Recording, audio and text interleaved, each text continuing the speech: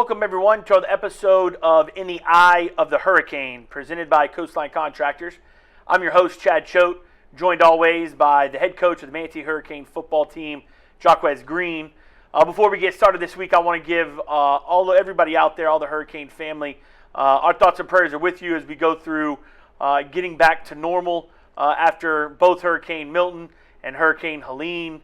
Thoughts and prayers are with you, and hopefully this week we can get back to some normalcy on a Friday night under those lights at Joe Canaan Field at Hawkins Stadium. And so, Coach, I just want to first ask, how did you fare in the Hurricane and some of the guys coming back after the breaks here from the Hurricanes? Well, I fared pretty good, compared to a lot of people.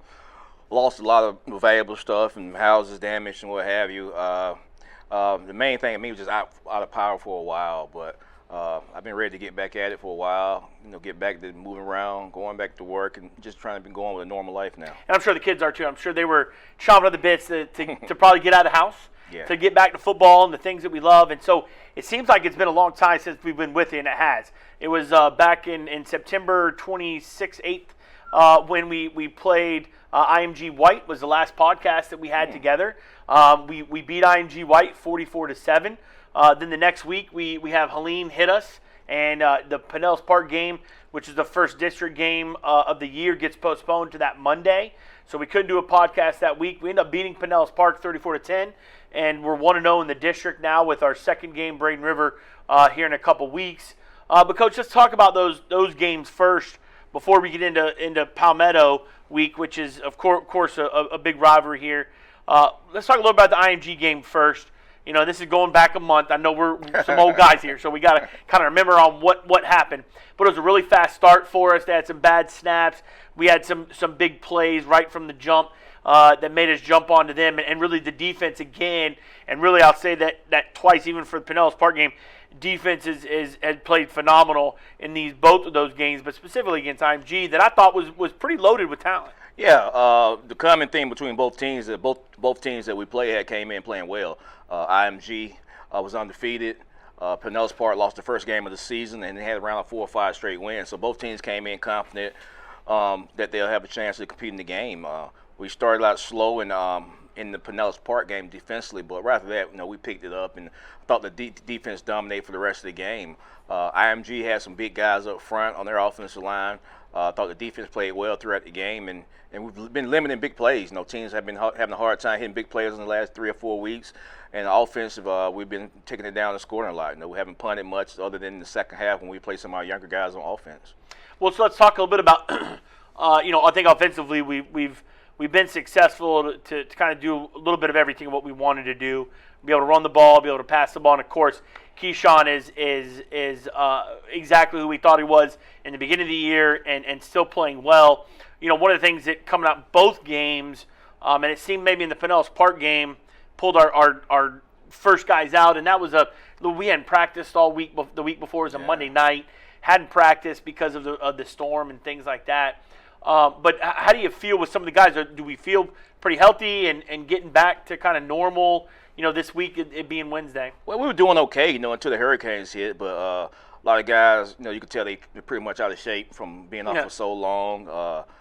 Some of them got nicked up in practice yesterday just from not being hitting so long. So I'm trying to gradually work the guys back in. I don't want to just beat them up as soon as we get back going. But we had great turnout. Most of the guys at Power have come back on now. So we had a good turnout. We had a good day of practice since we've been back from the storm. Well, let's talk a little more about Pinellas Park, since that was a district game.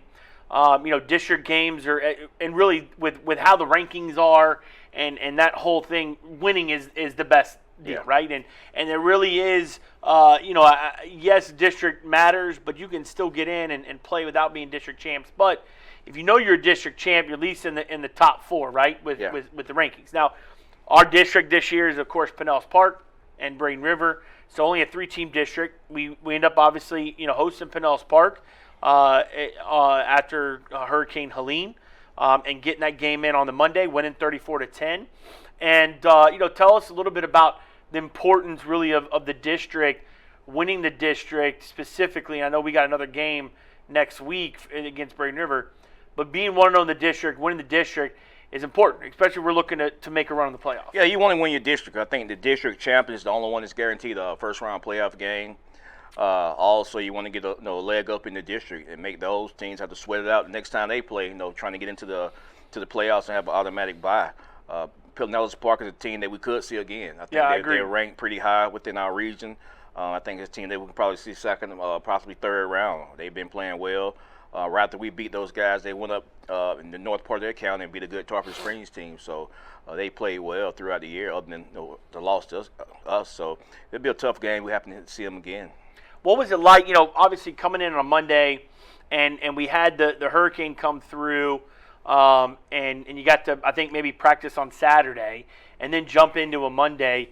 I mean, what are your thoughts on, and this is debated a lot over the state, right? Mm-hmm. And we were on Twitter. We always talk about this, and FHSA talks about, obviously safety is key. There's no question. In football, we've moved to making sure the players are more safe than they've ever been. But what's the thought of, hey, you're going to have and FHSA did extend a week, right, for these storms. But normally it's been you've got to shove a game in on a Monday or Tuesday and still play on that Friday. What does that really do to a team that you just don't have the time to prepare, and then all of a sudden you play? Well, this time of the year, you're not really doing too much hitting this time of year regardless. Most of us mental preparation, looking at the opponent, how they line up, making your calls defensively, making your calls offensively.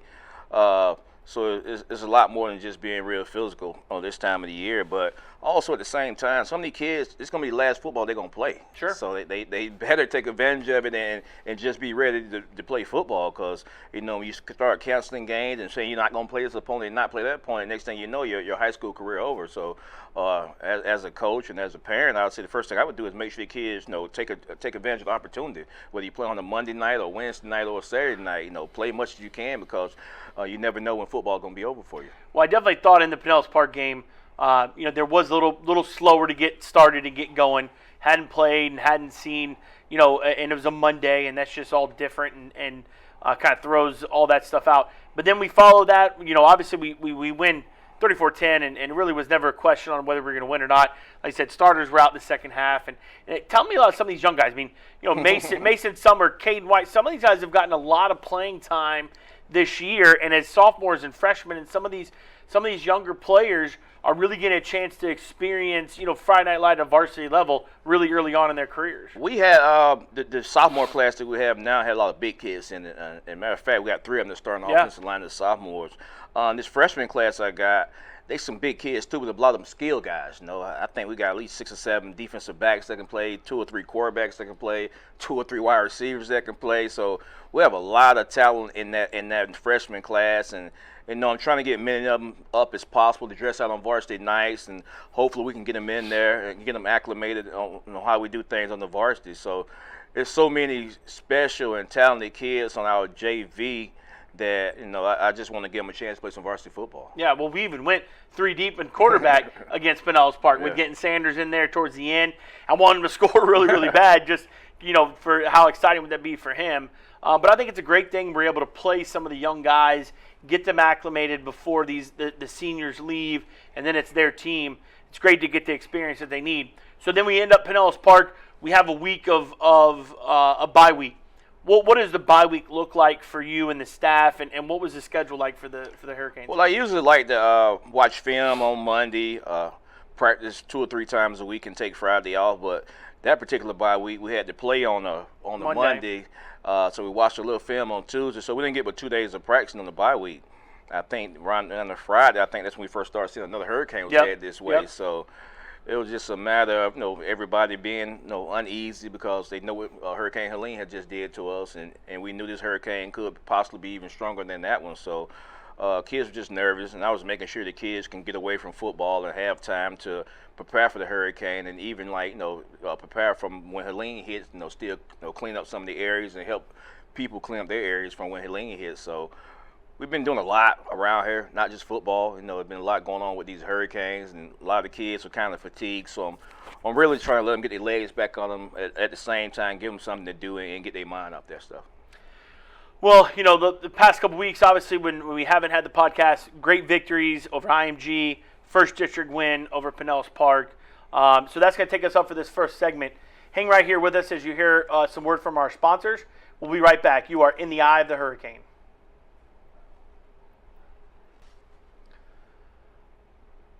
Welcome back to In the Eye of the Hurricane. So, Coach, we talked a little bit about last several weeks' victories against IMG and Pinellas Park. Let's jump into the Palmetto Tigers, right? I mean, depending on who we talk about this all the time, but depending on the age of the Hurricane fan, and you ask who your biggest rivalry is, kind of split between Southeast and Palmetto. The new younger guys are typically about Palmetto because they've been more successful in the past 10, 15 years, more competitive against us as Hurricanes as well. Regardless of who you ask, this is a big game. It's obviously a rival, crosstown rival. And although we're not in the same districts and classification, they come in 6-0. They're undefeated. New head coach over there, Coach Sanders, coming from offensive coordinator. As I guess the last was a head coach at Braden River, and then was a longtime offensive coordinator, Coach Bradley's staff there. So familiar with the offense, and we know him. A lot of the same staff members that he had at Braden River, and even some stayed from Palmetto. But they come in 6-0. They're ranked in their classification. I think they're ranked in the state in the top 100, top 75. They're coming in high from being a successful year so far. You look at their schedule. I think somebody said on Facebook they were the Cardiac Cats. They'd won like 3 games by 7 points, kind of towards the end of the games, against Parrish, against Newsome, and I think against somebody else that they won by 7 points. So you look at their schedule; they're 6-0. You look at some of their talent. We'll talk about that. Some individual talent guys, but tell us a little about what have you seen? Obviously, we've had some time, right? You had obviously you were out with some power issues for the Hurricane, but I'm sure you got on and was able to watch some huddle some way, somehow, right? I know I did on my cell phone service a little bit. So what do you see from the Palmetto Tigers as they come in Friday night? I think they're a team that lost some guys in the offseason, so the guys that they're trying to prove people that they belong there. They're still gonna be a good football team. They play hard. No matter the record, since I've been here, no matter the record between Manatee and Palmetto, the game has always been close. Yeah. No matter what the record is. Even when we played and one team jump out to 2 or 3 touchdowns, the other team always come back and make it a ball game. So I sent that to the guys the other day in the group chat, showing them how close all the games been the last 4 or 5 years. We played each other. It's going to be a tough game. All these kids know each other. All these kids play usually against each other. We're just going to have to stay focused, not do anything stupid to hurt our team. Palmetto wants to run the ball the same way that Coach Sanders wanted to run the ball. He was at Braden River. So we got to stop the run, make those guys get one-dimensional, and try to get after their quarterback. Defensively, they're pretty simple on defense, but when teams are pretty simple, they play pretty fast. So they are over front, going to play a bunch of cover 3. So they're pretty simple, but it's been working for them because they've been winning 6-0. So it should be a good game Friday night. Let's talk a little bit specifics about their offense and about their defense. Let's start with their offense. The quarterback, Roth, I believe his name is, thrown for about 1,100, almost 1,200 yards, completion about 72%. He's like 15 touchdowns for 1 interception. So his ratio for touchdown interceptions is ridiculous. I think his QBR on Max Preps is like 145. So obviously very efficient. When they do throw, you mentioned they're kind of they want to run the ball, but when they do throw, they're very efficient at it. And they've got 2 good receivers on the outside. You got Pitchford, I believe his name is, and Simeon Matt on the outside. Both of them got about 400 to 500, 600 yards. Both about 6 or 7 touchdowns. But a lot of times it's big plays and explosive plays on the passing game that they score on. And then for their running back situation, they got kind of a smaller scat back in Yarn. I think number 6. Number 41, Bryson, is more of their downhill kind of thunder to the lightning, etc. He's got the majority of the touchdowns. I think when it gets closer inside the 10, when you more closer to the goal line, he's gonna be the guy who runs it. So when you look at, they've got a couple guys be able to run the ball, a couple guys be able to pass the ball. Defensively, what do we have to do to be able to stop the Tigers' offense? We got to just prevent the big play. No, we can prevent the big play. It's not too many teams just going to drive the ball down the field on us. We got to make sure those receivers don't get open deep on us on the outside. Make those guys throw the ball underneath. Most high school quarterbacks are not going to complete passes underneath on the regular. Yeah. So if we can keep a lid on it and not give up the big play, I think we should be pretty good, pretty successful defensively. I think we'll be the best defense they've gone against. Agreed. I think we got some things we can take advantage of up front with our defensive front against our offensive line. But Palmetto's going to play hard. No matter, like I said earlier, no matter their record, even years they look bad on film, they come play us. They play lights out, probably the best game of the year. So, and I've been trying to convey that message to our guys. No matter the record or what you think of them on film, they're going to play hard when they come play us Friday night. Well, I think no question on that comment. I think they've always played us tough. I mean, you go back through the years, and even our number one ranked teams in the country. There's only been one game where it was really a blowout, and other than that, it's always been nip and tuck and always very close. It's going to be physical. How do you are you worried before we get talking about the defense? Are you worried a little bit just because it pops in my head? We're talking about being physical in that play. Are you worried that? And both teams are going to have to deal with the rust of being out, right, for a week or so. But are you worried about that with guys like, hey, listen, because they did get a game in when we didn't. When we didn't play Benjamin, they did get the game against Sprague River after we played Pinellas Park. So they have played a game closer to about 3 or 4 days than we did. But are you worried about the rust? And they're going to go through the same thing. But is that a concern? Not as much, thing about the rust that we had bad early in the Pinellas Park games, we didn't tackle well early on. And you can't simulate tackling in practice like you do in the game. So we didn't tackle well the first drive of the game. But I think they've been off for a good while now. So the thing we do have is, I think both teams will be tired and not as in great shape as they've been in the past. I think we have better. I think we'll have the advantage over them. I think we'll have more depth. We'll have more guys that can roll in when our guys do get tired. I think when they frontline guys, kind of start weathering, I don't think they have the depth like us. So we'll try to overwhelm them with playing a lot of people and keep our guys fresh. Well, love you mentioned, and I agree with it. The big plays. You go back and look at our games this year, and Lowndes is big plays that beat us. Right, Buchholz is in the game because of big plays. To get them where they were, and if you can eliminate those big plays, which I think we did really well against IMG and Pinellas Park, we can continue that on defense. And I agree. I think it's gonna be the best defense that they've played in playing us on Friday night. Let's flip over to their defense, right? And some of what they do against our offense. I think offenses are somewhat similar to each other. So I don't think it's going to be anything crazy that they see from us they don't see against their own. I don't know, like you say, depth-wise, if especially on the perimeter, we've got 3, 4, 5 guys on the perimeter wide receivers. I don't know if they're as deep as that.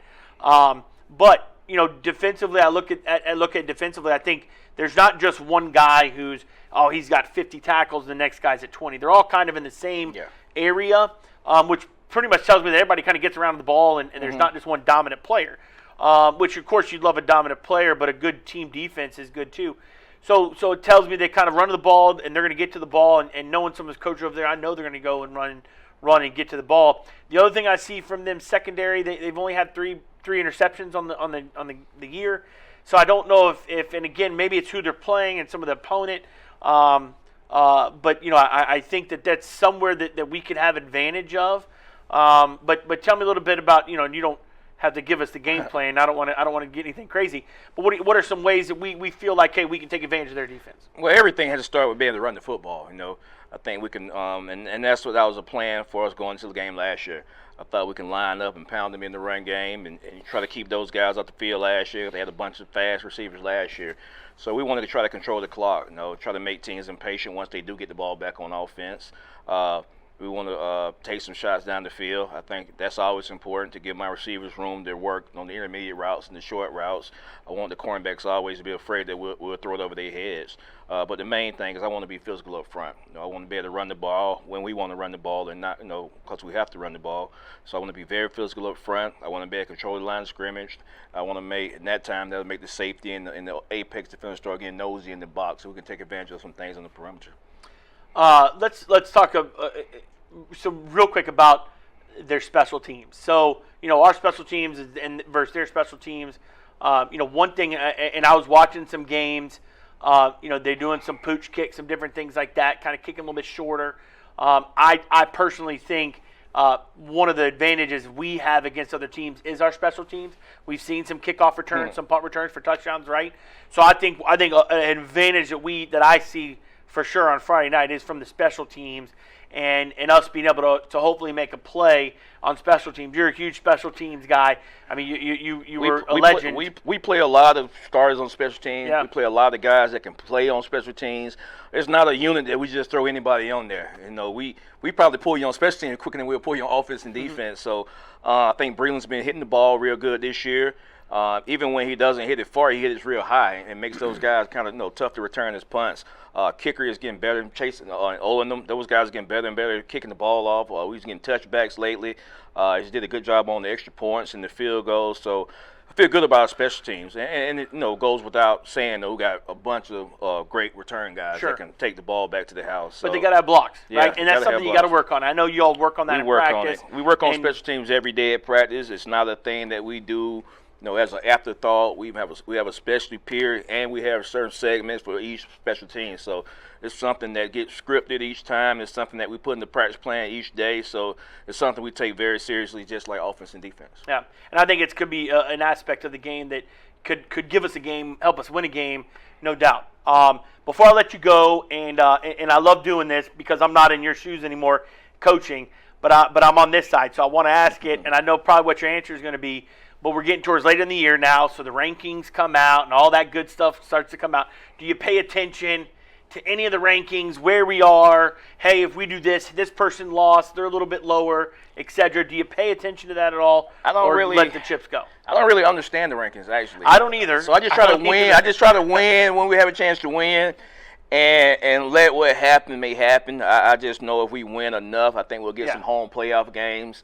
I do look at teams in our region and see who is the better team, who we could play down the line. Because I'm a fan of football. First and foremost, I just love football. If I wasn't a coach here, I'd still be in the paper looking at that stuff. Yeah. So I look at it, but I don't put too much stock into it until maybe 1 or 2 weeks. And if we keep having the same team show up as an opponent for us, maybe I'll start trying to get film on those guys, or at least go and huddle and take a peek at them and see what they do. Because you don't want to play a team in the first round of the playoffs that runs some unorthodox scheme that you've never seen. So I want to always have an idea of what the team do. Sure. I want to go in the first round and be like, oh, they're a Wayne T team. I didn't know it was a Wayne T team. And that's hard to practice in a couple of days of practice. Absolutely. So you want to do that. Or if you go play a team in the playoffs now and they got those Tennessee splits all the way out to the sideline, which you see a lot of high school teams on went to now. So I try to have an idea of what we're going to play against before we do play them, though. Well, and just for everybody out there, rankings have come out, and we're number 1 in our region, which is good, which means we'd host as far as we'd play. And I believe it kind of looks like we're hosting for the whole South all the way to 4th round as of now, right? Yeah. Nothing. And again, I think I don't know the whole formula. I couldn't tell you everything, the strength of schedule and all that. I do know this, though. When you win, you're typically ranked higher, right? So it doesn't matter who you play or what's going on. Is win. What Al Davies used to say, win, baby, win, right? Win. That's all there is to it. So, hey, hopefully we do that Friday night, Coach. I appreciate you joining us. Everybody out there, kickoff, hopefully get us some normalcy around here in West Braden. But kickoff's at 7:30 p.m., Joe Canan Field at Hawkins Stadium versus the 6-0 Palmetto Tigers. We will be live streaming on Manatee Football YouTube. You can find that link right at YouTube or ManateeFootball.com. And until then, hope to see everybody out on Friday. Join us next week. We'll talk about the game against Palmetto. And then our next opponent, last district opponent, being Braden River Pirates. Till then, go Canes, go.